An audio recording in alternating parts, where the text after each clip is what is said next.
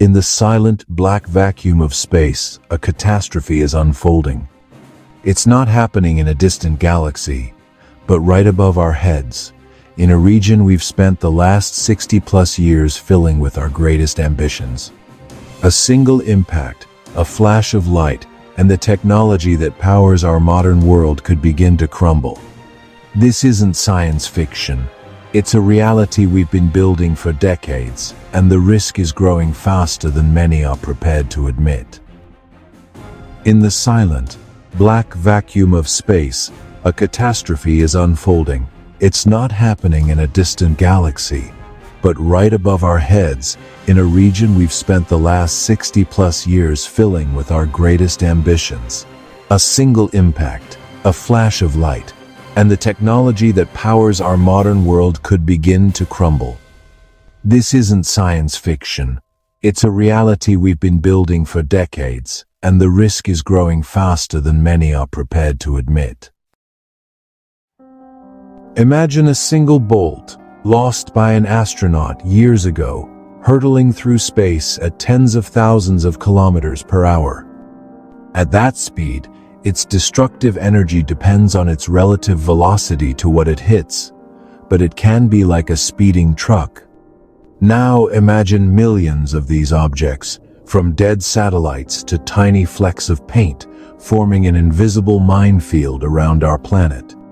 Every so often, we get a reminder of the danger, like when a defunct Russian satellite and a commercial Iridium satellite collided in 2009. That was a wake-up call. But what happens when one collision triggers another, and another, in a runaway chain reaction that could make space travel prohibitively dangerous for generations? This terrifying scenario has a name: the Kessler Syndrome. To understand how we got here, we have to go back to the dawn of the space age. It all started on October 4th, 1957. The Soviet Union launched Sputnik 1, a polished metal sphere that did little more than beep. But that beep was heard around the world. It was a declaration that humanity had broken its terrestrial bonds. The space race was on. In the exhilarating rush to conquer the heavens that followed, we launched rockets, satellites, and brave astronauts.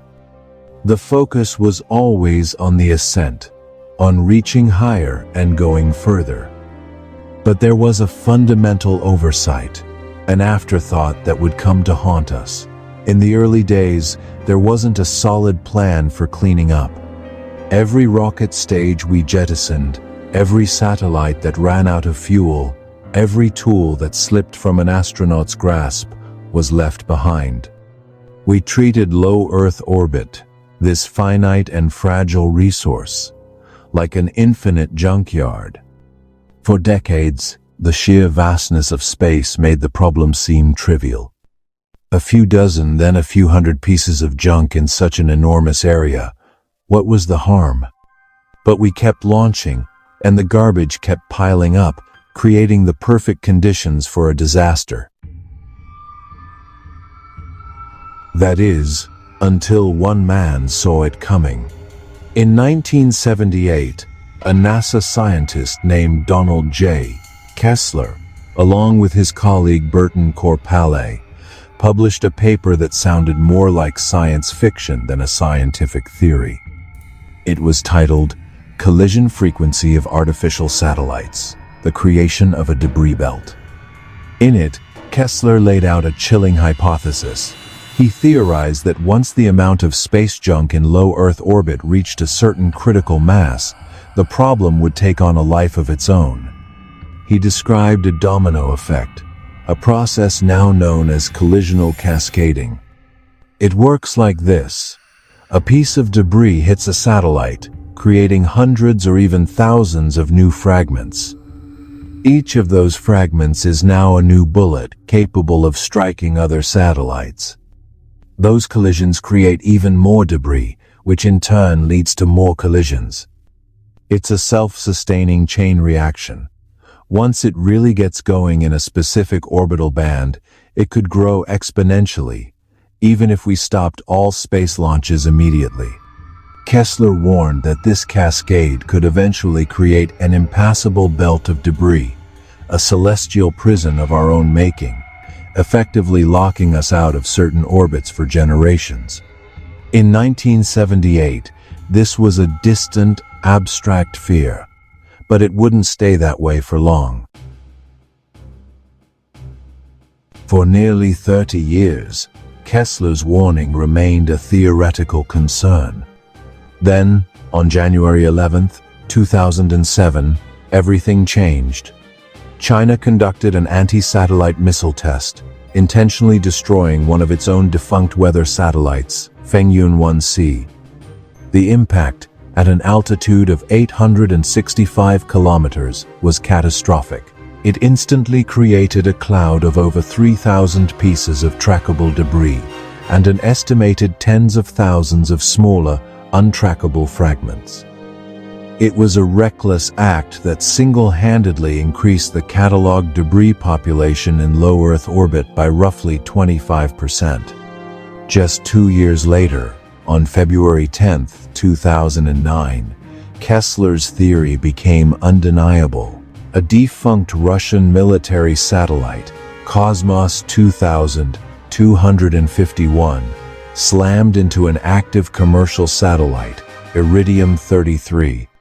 The two objects, with a combined mass of approximately 1,500 kilograms, collided at a relative velocity of over 42,000 kilometers per hour. The result was a massive debris cloud with thousands of pieces of trackable wreckage. It was the first time two intact satellites had ever accidentally collided, and for many, it was a terrifying demonstration of what Kessler had warned about. The chain reaction wasn't just possible, the risk was real and present.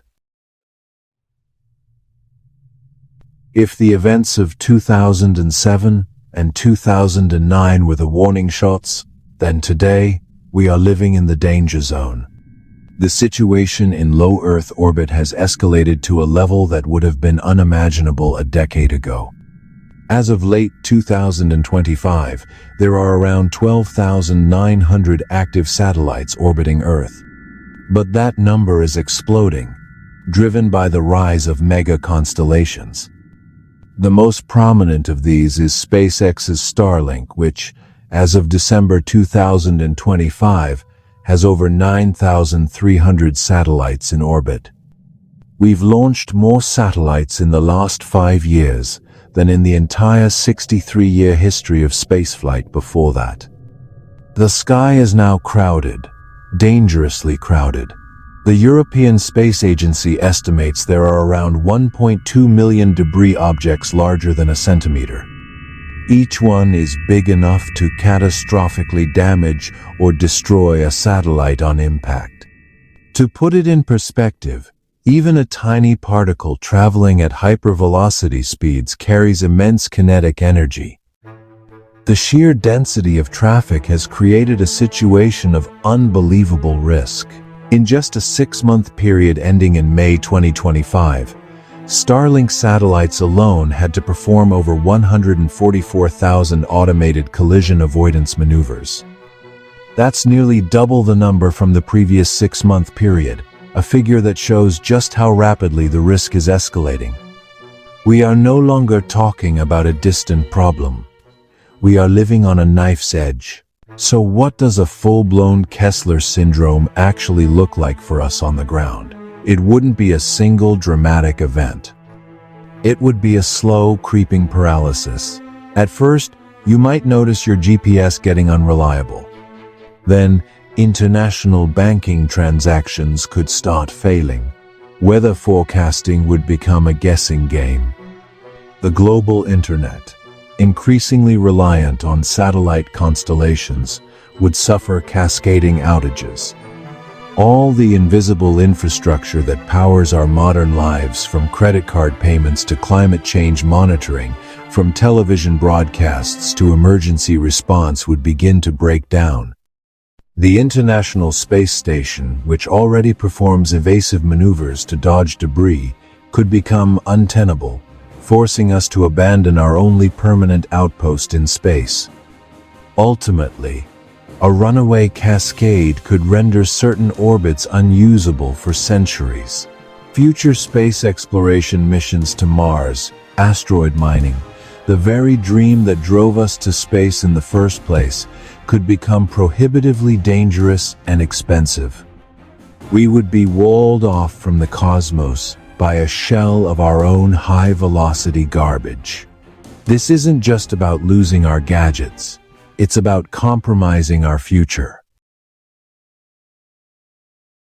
The picture is grim, but it is not entirely without hope. We are standing at a critical juncture, and the actions we take now will determine the future of space for all of humanity. The good news is, the world is waking up. Space agencies like NASA and the ESA are leading the charge. International guidelines are becoming stricter. For instance, ESA's Zero Debris Charter promotes a goal of being debris neutral by 2030, encouraging much faster deorbiting of satellites than the old 25-year guideline. And human ingenuity is rising to the challenge. Around the world, scientists and engineers are developing incredible technologies for active debris removal. These aren't just concepts. They are real missions being designed to hunt down and remove the most dangerous pieces of junk. We're talking about everything from giant nets and harpoons to sophisticated robotic arms, designed to grab dead satellites and drag them back into the atmosphere to burn up. Collision avoidance systems are becoming ever more critical, with automated systems performing hundreds of thousands of maneuvers a year to dodge potential impacts. None of these solutions are easy or cheap, but they prove that we are not helpless. The same species that created this mess has the intelligence and the will to clean it up. But technology alone won't solve a problem of this scale. It requires global cooperation and a fundamental shift in how we view space, not as a dumping ground, but as a shared environment that needs protecting. What do you think is the most important step we should take? Should there be a global tax on every launch to fund cleanup efforts, or stricter international laws with real penalties? Let us know your thoughts in the comments below. And if you want to keep exploring the biggest challenges and opportunities facing us in space, make sure to subscribe. The Kessler Syndrome is more than just a theory. It is a clear and present warning. It's the unintended consequence of our own brilliance, a ghost in the machine of our global civilization. We are the first generation to create a truly planetary-scale problem that extends beyond our own atmosphere. The orbital environment we have today is a direct result of thousands of decisions and non-decisions made over the last 60 years. The fate of the next 600 years now rests on the choices we make today. We stand at a crossroads. One path leads to a closed frontier, a sky filled with so much danger that it hinders our progress. The other leads to a sustainable future in space, where we act not as conquerors, but as responsible custodians of the final frontier. The clock is ticking.